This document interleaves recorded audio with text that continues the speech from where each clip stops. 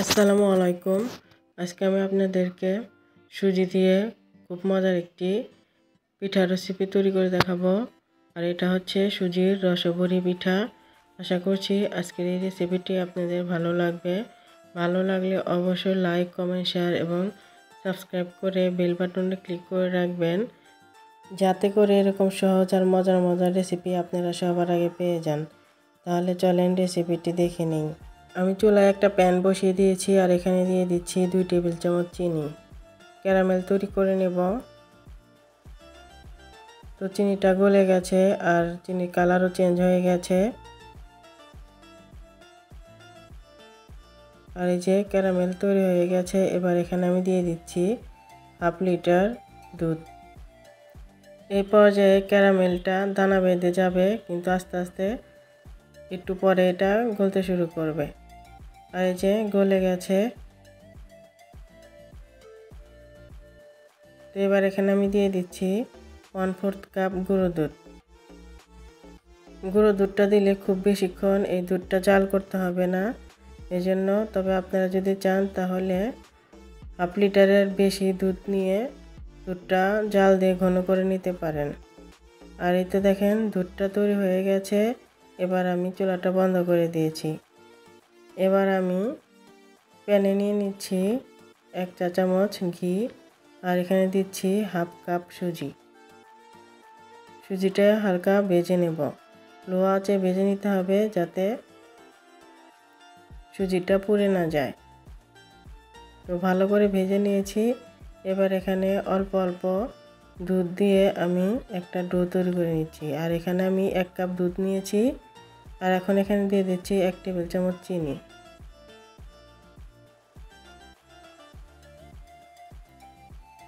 খেয়াল রাখবেন সুজিটা যেন দলা বেঁধে না যায়। আর যখন দেখবেন প্যান থেকে এরকম ছেড়ে ছেড়ে আসছে, তখন হচ্ছে নামিয়ে নেবেন। তো এখন আমি এটা নামিয়ে নিয়েছি, হালকা ঠান্ডা করে নিয়েছি। এবার এখানে দিয়ে দিচ্ছি 1/2 চা চামচ বেকিং পাউডার। তো এটা এখন ভালো করে মথে নেব।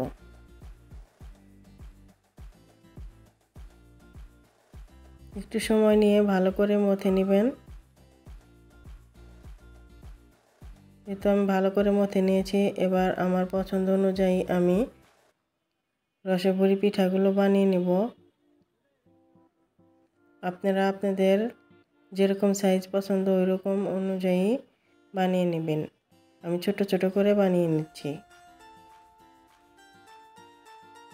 একটু খেয়াল রাখবেন যাতে এই পিঠাটা বানানোর সময় কাটা না থাকে, তাহলে কিন্তু ভাজার সময় একদম ভেঙে যাবে।